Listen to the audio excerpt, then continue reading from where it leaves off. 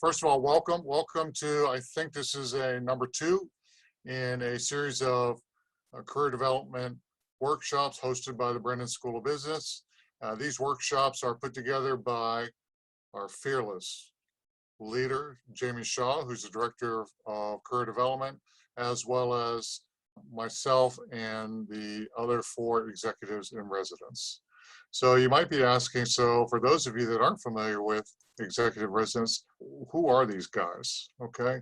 And if you look at these 5 distinguished folks here, so these are our executive residents. And executive residents, just as a quick overview, are 5 either current or former senior executives that are spending 10 hours a week in the Brennan School of Business, providing coaching and career advice to Brennan students as well as to some students outside the Brennan School of Business. And you can access each of us through handshake and 30-minute appointments, and we can talk about all sorts of different types of things, ranging from polishing up your resume to helping from coaching or interviews to evaluating job offers and how to negotiate some terms and conditions on those job offers. So that's kind of what we do. Each of us will be hosting a session. Elise has already kicked us off doing anxiety. So we all got a little twitch here, and Elise helps show us how to alleviate that. So what I'm going to be talking about is 2 things, is resumes and LinkedIn. And the format in which I'd like to do this is I'd like to spend about 15-20 minutes on each topic, okay, and then leave like 10-15 minutes open for Q&A, because the value here is on the Q&A piece. All right, so we'll start off with resumes, then we'll finish up with LinkedIn, and then Jamie, you're welcome to wrap it up at the end session. Okay, so before we start off, one of the things I want to just kind of put out there is that, the 5 of us all come from different backgrounds. We have come from different backgrounds, different experiences, and consequently we have different opinions on things. And my advice is, just like on most things in life, is you should get multiple opinions. We may not all agree on things, but we've got some pretty good opinions and passion about certain topics. And for those of you that are on the call, you should, at the end of the day, it's your resume. So you get to make the final decision on what goes on the resume. But it behooves you to get different opinions on that. And we will have different opinions. Okay, so let's get started on our resumes. So this may be redundant to some of you, but a lot of people think resumes, the purpose of a resume is to get a job. Purpose of a resume is not to get a job. No one's going to hire you off a piece of paper without talking to you. If they do, you probably should not accept that job. So the purpose of the resume, in my mind, and I'll be candid on here, is to get an interview. Okay, it's not to get a job, it's to get the interview. Particularly for college grads or recent college grads, the positions that you apply for, you're going to have a lot of competition. You're going to have 50 to 100 different resumes submitted in there. And the purpose of the resume, in my mind, depending on the size of the company, either get past the gatekeeper, the initial gatekeeper, or to catch the attention of the hiring manager so that he or she puts it in a pool that he wants his recruiter or HR person to at least go do a phone interview. Okay, so it's to get an interview. And what I look for, and a lot of this will be on my experience, is those 3 bullets that you see there. Is this person qualified for the job? And does he or she have relevant skills and experience? And we'll talk about skills momentarily. And what do they bring to the table? I really want to know what they bring to the table. And the format, Sean, you're talking about format. So some of the things that we'll talk about as a formatting piece. One of my favorites, and which I think I'm in the minority here, is the summary statement, resume wording, and skills. So we'll talk about that a little bit deeper depth there. All right, so if we go into formatting, here is I think, Jackie, you talked about different formatting. There's lots of different formats out there. Okay. My advice is to let's focus on the content first. Okay. Formatting, there's 50 different formats. When we work with the students, we don't really focus on the different formats. We focus on the content. The content is real key. And then you can format the resume however you wish. And the content also is going to be utilized to transfer a lot of it over to your LinkedIn profile. And we'll talk more about LinkedIn momentarily. So what I like to see is I'm scanning resumes up at the top, and this is to your point, Jackie, just kind of top to bottom, is name and contact information, the profile statement. We'll talk more about that momentarily. But to me, that's really important, that first profile. And basically that talks about what it is that you bring to the table. And then I'm interested in your skills. So specifically, what ideally your competencies. Okay, I'm good at design, I'm good at data analysis, etc., but also specific skills. And what I'm looking for there specifically are tools. And we'll go through some examples there. All right, education. Education is the next section. And then followed by that is relevant experience. We'll talk more about that. And then the last piece I like to see is, all right, so is this person well-rounded? Does he or she have any community service or leadership backgrounds, okay? So if you look at the formatting, kind of from top to bottom, those are the 7 sections that I'm looking for and that I would recommend you focus on from a content standpoint. You can switch the format, make it look prettier later, but let's focus on the content. If we go to the content, to start off with, I see a lot of resumes that start off with an objective, and the objective usually reads something along the lines of, my objective is to find a great job that develops my skills and blah, blah, blah, blah, blah. As a hiring manager, I don't really care about what your objective is. I know your objective. Your objective is to find a job. I know that. Otherwise, you wouldn't be applying. So because real estate is so limited, and what I mean by that is it's one page. One page resumes is what you guys should be focused on. You got one page to sell who's ever looking at it to give you an interview. My opinion, okay? Don't waste that real estate to tell the screener or the hiring manager what your objective is. Who cares? Okay, I don't care. What I do care about is give me a snapshot about you and what you bring to the table. And that's what I'm looking for, because you're setting the tone right away. This document basically is you're selling yourself. And so this statement, I like to see it 3 to 4 lines. It doesn't have to be complete sentences. It could be statements, but it really says, what do you bring to the table? And we'll go through some examples on there. Now, this is only 3 or 4 lines, but if you do it correctly, this will probably take the most amount of time of everything in your resume, because you're going to be rewriting this, because it needs to be really crisp and concise in what you bring to the table. So that's the profile statement. All right.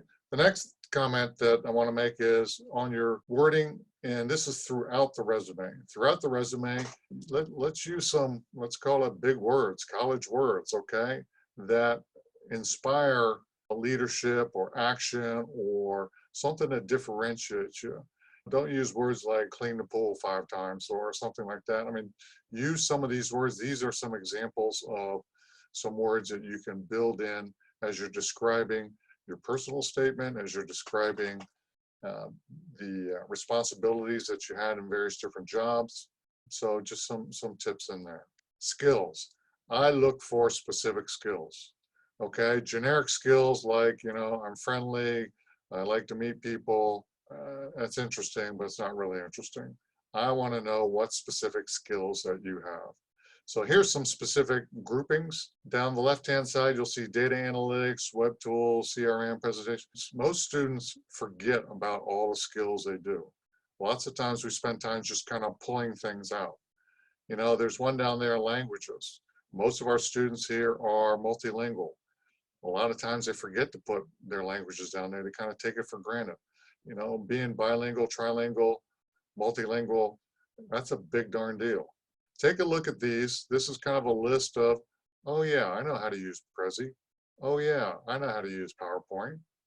Oh yeah, I've done Tableau. Those are really important skills, and they need to be on a resume, and they need to be easily identifiable so people scanning the resume can pick up on them really quickly. Also, for companies, the larger companies that use software to scan resumes, they're looking for specific words. One of those words, if you're a finance major, okay, if you're a finance major, a hot word's going to be Tableau. A hot word's going to be advanced Excel, right? If you're a marketing major, a hot term that they're going to look for is Adobe Creative Suite. Those are really hot skills that folks are looking for. So skills are very important, but be specific on those skills. So, and we'll walk you through a format right here. So this is a sample format. We pick Robert or Roberta Smith here. And as we talked about the sequence earlier, so in the top should be your name, your contact information. My advice is that because you're going to be leaving Dominican shortly, that you put your personal email address here, because some of these go into corporate different databases, and lots of times when you graduate from Dominican, you don't always check your email address there. So put your personal email address up there. I get questions on address. You can put your address there. That's interesting. That's fine if you've got the space. You need to at least put your city and state. The reason you put your city and state is because as a hiring or recruiting, they want to know, okay, am I going to have to fly this person in for an interview, or is this person local? So I would put Chicago, Illinois up there. The LinkedIn address, this person put the LinkedIn. You don't really need to do a LinkedIn. I promise you, if you make it through the first round, they will look at your LinkedIn, and we'll talk about that momentarily. First section going down, professional summary. You can call it profile, you can call it summary, call it whatever you want. And there's 3 lines you'll see there. Crisp descriptions. I don't know if you guys can read this, but about you and what you bring to the table. And then you see the next section. There's skills, and very specific skills that are categorized. And some of you may not have skills in all those different tools and databases. That's okay. So then what I suggest is you break that section up and you have 2 columns. One as competencies, and then maybe a second one with skills. And you want to try to have 3 to 5 competencies and 3 to 5 skills on there, and that will suffice. The education section, what I'm looking for here really quickly is where'd you go to school, what's your major, when you're graduating, and what's your GPA. So make those really easy to find. Folks, when they're scanning resumes, they're scanning 50 to 100 resumes. There's about 15, 20 seconds that they've got. And I can scan in 15 seconds, and then I can decide whether I'm keeping it or tossing it. Couple things on the education. So in the education section here is, I see some people put high school stuff in there. We don't care about high school. Okay, get rid of it. If you've got scholarships, I would put this in the education section. If you got a presidential scholarship, if you got a Brennan scholarship, if you got whatever scholarships you got, put those in here. If you're a student athlete, put that in here. Okay, those are all important. It's all around your education at Dominican. On the right hand side is the graduation date and your GPA. If you do not have a GPA listed there, I'm going to assume that it's below a 3.0. If you have a below 3.0, work hard, get it above 3.0, because that's usually the clip level for a lot of entry-level jobs. If it is below a 3.0, I wouldn't put the GPA on there. All right, I'd like them guess, and hopefully you've wowed them with your other sections that they'll at least do a phone interview with you.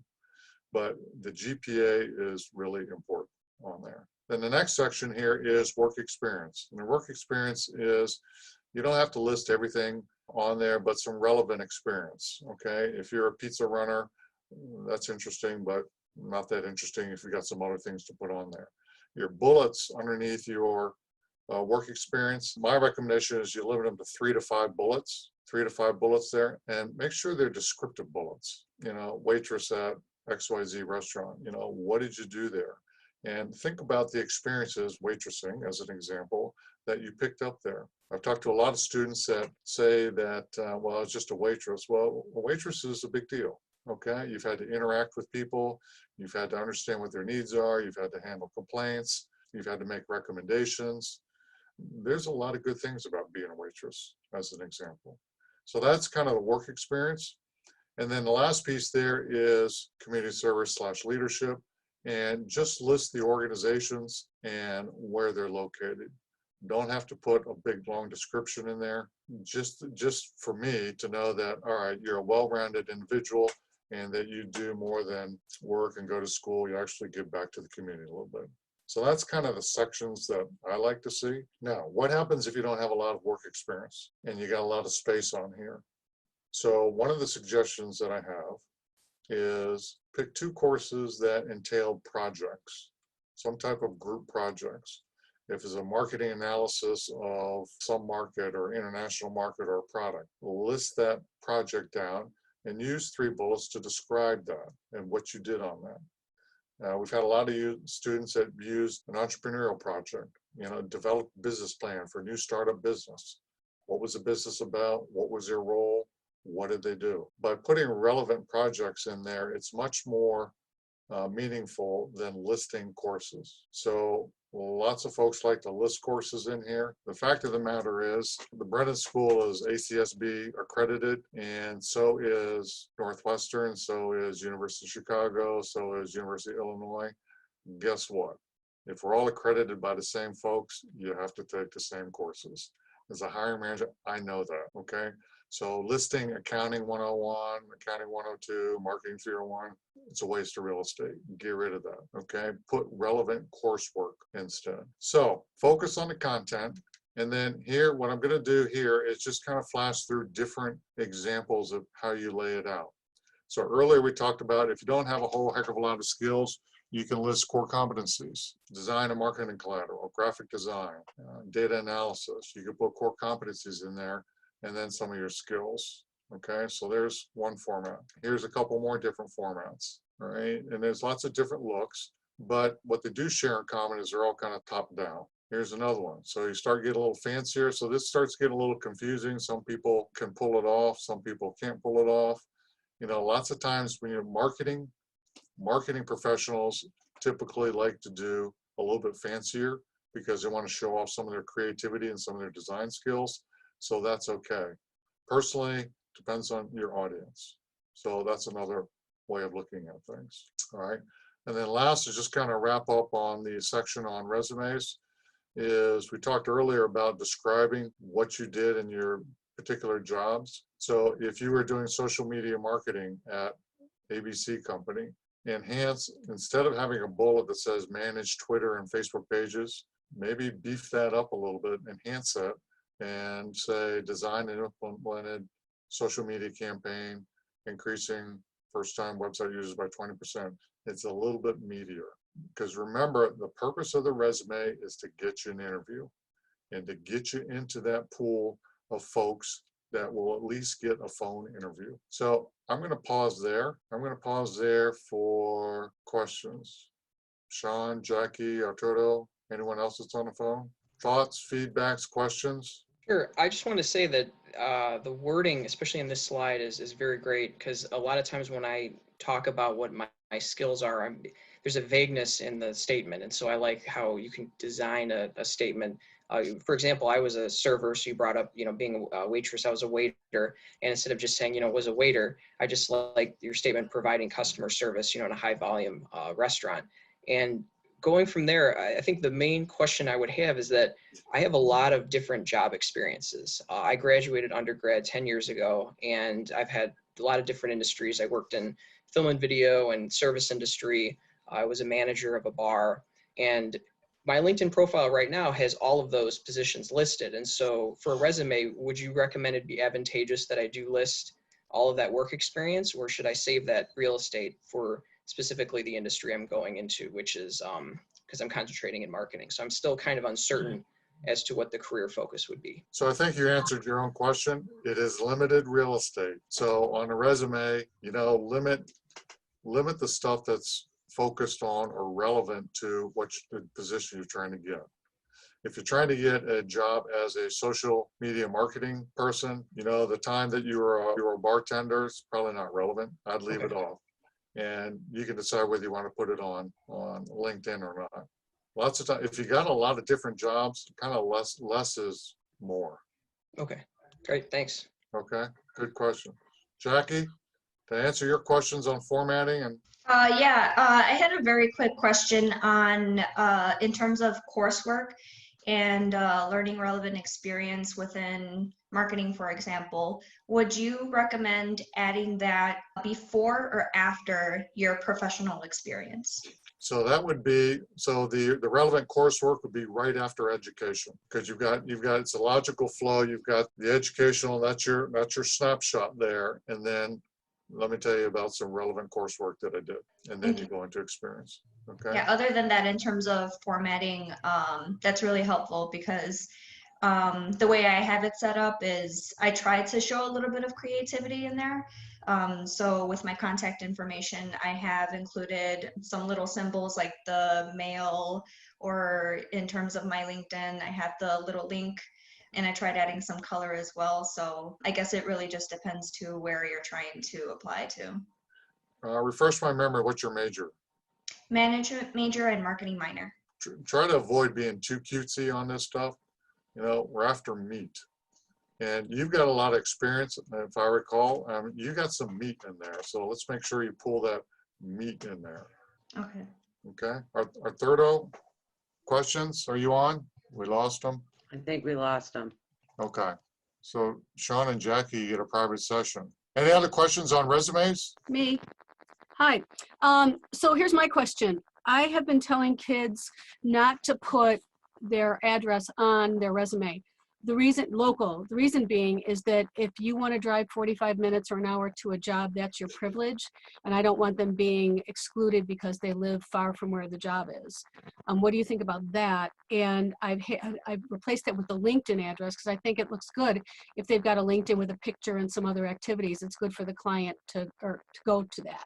What do you think about that? So I think as long as they live in the Chicago metropolitan area, the address is fine. What I do suggest to, I know this will sound sexist, but to women, to young ladies, if they're living on their own or with another gal, is to take off their street address and just put, Oak Park, Illinois, or Chicago, just a safety standpoint. Okay, but if they're applying for a job in Milwaukee, as long as they're in the Chicagoland area, I think we're fine, and they're applying for Chicagoland.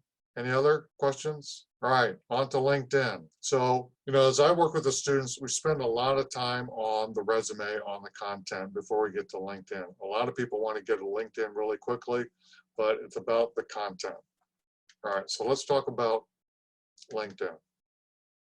So LinkedIn, so what are the differences and why do people even look at LinkedIn? So, when you go for an interview, you should obviously be doing some homework on who you're interviewing with. So you get to go to LinkedIn, get lots of good information. A lot of the information on LinkedIn is going to be the same as your resume. People look at LinkedIn candidly for two reasons. One, to see what you look like.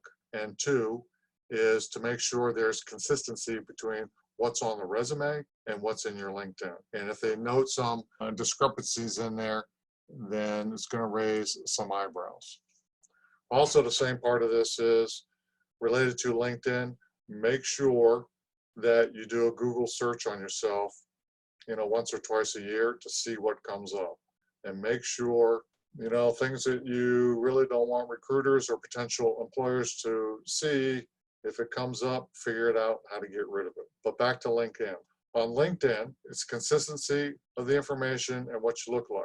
So what you look like is, that's the truth. People want to see what you look like. Don't be doing weird photos in there, okay? I actually had a nephew who had a photo in there that had a little puppy dog stuck in his quarter zip. Like, get rid of that picture. Go get a professional mugshot. So Jamie has once a semester as a professional headshot day. Make sure you do a professional headshot. All right, so the picture piece. And then on the content, just make sure we got some consistency. So let's go through this piece here. So on this one here, a couple things. So one, you got a headshot in there. I would do a professional one. She had a much better one in the middle there. The background there, most people don't know that there's a generic background there. You can change that graphic. This one's got a picture of an axe murderer back there, okay? Probably not the best one, but you can change that. You know, my particular one, I have a Chicago skyline, something generic and boring, but you can put that on there. Also, remember that statement we talked about on our resume? Once you get that honed to the point you like it, there's a statement or a summary in LinkedIn that I coach us to just copy and paste the one from your resume and just copy and paste it right into your LinkedIn, okay? And it's a good profile statement. The experience pretty much should follow what's on your resume. And again, 3 to 5 bullets, no more than that. Should be very similar. Your education, you know, there's some tricks on the formatting here. And the tricks here is that you can put these things in bullet forms. If you use the box below on education, you can format it differently as opposed to the activities and societies where it's just single lines. You can bulletize it. So I would recommend you bulletizing because, again, it's for easier reading. The high school stuff, I would not put the high school stuff unless there's some compelling reason that you went to a world famous high school. And I can't think of one now. I wouldn't put the high school, right?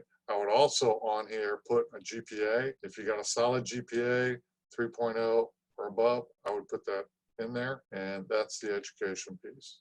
Again, you're utilizing a lot of what you have on your resume and just kind of copy and pasting it over. Your volunteer, this is the volunteer experience. If you want to be going to more in depth, you're really proud about some of the leadership experiences that you've had or the volunteer experience, this is a place where you can embellish that. So skills, so there's a skills section. So this skills section this is where I would be putting those things, analytical skills, design skills, and those specific, this is endorsements, I'm sorry. Well, in any case, the skills, you want to put those skills up there. Know that the default skills, you can put 10 skills in there. I'd recommend, put 10 to 15 skills in there. I've seen some students put 30, 35 in there. Nobody's that good, and it's just too much. Pick the 10, 15 things in there. Know that the top 3 are going to show up here. All right, and so those top 3, make sure you've got those rank ordered the way you want them to pop up. A lot of recruiters, they're not going to go beyond the top 3. So make sure whatever top 3 you have is going to get somebody's attention. Now, on this endorsements, the endorsements, I tell students to turn that endorsement button off, okay? Because the first 5 years out of school, frankly, the only person that's going to be endorsing you is, your mom, your dad, your dog, and who cares about those endorsements? What I care about is endorsements. If you've got directors, VPs, presidents, CEOs endorsing you, that's a big deal. And typically, you're not going to get those endorsements till 5+ years out of school. So, I don't want to see all your classmates and your boyfriend, girlfriend, whatever, endorsing you. It's wasted space. Okay, so that's my suggestion on that. Recommendations, same thing on recommendations is for endorsements. I'd kind of turn that off for the first 5 years. We don't need your roommate endorsing you on that. I don't really care. It's just a distraction. Turn it on after 5 years. Or if you got the CEO or Jamie endorsing you, that carries a lot of weight, then maybe you could do that. All right, but other than that, turn it off for the first 5 years. All right, accomplishments. So accomplishments, organizations is good, honors and awards, that's good. Publications, if you've written some articles and you should be bragging about that stuff. Certifications, that's good. Another place, the languages, you should put that on there. Courses, I'm not big on courses. Some of my colleagues like to list the courses. Again, at the outset, I don't really care about the courses. I'm never going to look at your list of courses. So, okay, interest is good. And this is an opportunity to show your well-roundedness, things that you're interested, passionate about, primarily related to your career aspirations. That's okay to put in here. I wouldn't be putting, if you're a Call of Duty fan, putting Call of Duty stuff down here. I mean, just put stuff, put some Wall Street Journal stuff in there, put some American Marketing Association if you're a man, make it look like you're well-rounded here. And you may actually be well-rounded, so you don't have to make it up. Just put some good stuff in there. If you get contacted by a recruiter, a headhunter, an HR person, and you do a phone interview or an in-person interview, make sure you send in a thank you note. And don't do a pretty one through snail mail. Just within 24 hours, thank you note via email, sufficient, short, sweet, concise. Send a thank you note. So let me just kind of pause there on LinkedIn before I go into wrap up here. Sean, did that answer some of your questions? Yeah, that answered all of them. Really clarified the platform because I went in really, trial and error with LinkedIn, but that really clarified a lot of what I should be focusing on. So thank you. Okay. Jackie, thoughts, comments? One quick question is in terms of recruiters messaging you on LinkedIn. Some of them that I receive, they don't look legitimate. So I take it as such. Would you recommend us still replying to them and telling them or thanking them for the consideration? Or what are your thoughts on that? So, you brought up that's a great question. It's a great question. So if your gut says these guys are a little sketchy here, then I would just say a quick note, say thank you for contacting me. At this time, I'm not particularly interested, or come up with some nice polite wording. Don't spend more than 2 minutes, and then boom, reply, just out of common courtesy. All right. And so to help check whether they're sketchy or not, and the ones that are sketchy, go to their website, look at their website. Usually you can tell on their website whether they're sketchy. And by sketchy, they're not sketchy so they're, I just finished watching Ozarks. They're not money laundering or anything, but they're typically marketing. They're typically cold call marketing, door-to-door consumer marketing, or they want you to man a booth at Costco. And so they're not sketchy. They're cold calling, and they're marketing firms. They're creating awareness there. But it's typically 100% commission on leads and stuff. If that's what you like to do, go for it. Most folks don't like to do that. Just send them a polite email on that. Now, the other piece here is on those skills, be as specific as possible, because remember we're talking about resumes. Resume software screening, typically there's half a dozen keywords that hiring managers are looking for, and the software looks for those half a dozen words, skills, items like GPA 3.0 or higher, Tableau skills, Excel skills, majoring in marketing, etc. Same thing will be used by recruiters in LinkedIn. Okay, so recruiters can use LinkedIn to do some searches on. That's how you're coming up in some of these. Okay, so you will get recruiters reaching out to you, but most of them are going to be, I shouldn't say most, but a lot of them are going to be the sales and consumer marketing piece. Okay, does that help, Jackie? Any other questions? Yeah, that helps a lot. Thank you. Okay, Sean, you good? I had one more quick question about the education background. So out of high school, I went to Purdue University, but I actually transferred out to Columbia, and that's where I received my bachelor's degree. Should I put under education that I did attend Purdue for 2 years? And so were you in the same major? What was your major at Purdue? No. Purdue, I was computer science, and I graduated with film and video production. So I would coach you to forget about Purdue. Okay. Because it's not relevant to what you're doing. Sure. Okay. I also, on that vein, lots of times I get that question on community colleges, and if the associate's degree is something different than what your bachelor's degree is, then I would leave it there.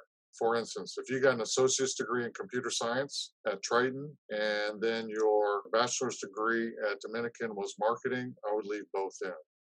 Okay, because it shows a little different sets of expertise. If your associate's degree was in management and your bachelor's degree was in management, get rid of the community college. Okay. Okay. Thanks. Okay. So just to wrap it up is Handshake. Handshake is, Jamie, you should be proud of me on this. You know, I'm doing a commercial for Handshake. All right, it is the one-stop shop for the Brennan folks, and where this is where you can sign up for appointments with the executive in residence. There's lots of good information, resume guides, job boards, all sorts of good things. All the parties that Jamie's is planning is, you know, they're posted here. Most of them are BYOB, but you can find them all here. All right. And speaking of collateral, so a lot of the material, you know, we do have material there. Here's some examples there on coaching tips, and these are the short versions. These are for folks like me that are a bit ADD that only like to read 2 pages. These will help get you on started, and it was also the source of a lot of the material that we went over today. So you can find these on Handshake. And then last but not least, do take advantage. I know the 2 of you are taking advantage, but you know, I strongly urge every student in Brennan should be taking advantage of the executive residence program. It's a terrific program, and you get to talk to up to 5 different folks in there and just kind of get different perspectives on it, you know. And this is a differentiator for Dominican. Most universities, big universities, don't have 5 old guys and gals, seasoned executives to talk to students. So leverage this resource here. It's a good resource here. And with that, we've got 5 minutes left. Well, let me turn it over to Jamie Shaw to just kind of wrap it up. Jamie. Thank you, Mike. A great session. Jackie, Sean, if you have any additional questions, feel free to jump in. I wanted to make sure to let everybody know again that we have more of these sessions. So tonight at 5:15, Ramiro is going to be talking about finances, your personal finances, and some different apps that are available you might be able to take advantage of, especially now. And then we have Aries Davis, who's going to be talking about navigating video interviews tomorrow afternoon. So make sure that you go into Handshake. Mike, you gave a great plug for our one-stop shop, which is Handshake. So go on there and check out our other sessions. But in the meantime, I just want to make sure to say thanks to Mike for putting this together. Jackie, Sean, any additional questions? No, I just want to say thank you, Jamie, for putting this together again. This was great. It was great to see Elise again, and great to see Dr. Davis. And thank you, Mr. Kiyosaki, for doing this. I really appreciate it. You helped me a lot with LinkedIn, so thank you. Sure, you're quite welcome. Yeah, I have the same thoughts. Thank you, everyone. Very quickly, we do still have access to executives in residence post-graduation, correct? That is correct. Good to know. Thank you. You can come visit us after graduation indefinitely. Yeah, and we do have a lot of alumni that come in. We also have a lot of MBA students that come in during the summer. So feel free. Perfect. Thank you so much. And with that, brings it to an end. Thank you, everyone, for attending. If you have any questions, feel free to reach out to Jamie, myself, or any of my colleagues shown up here on the screen. Thank you.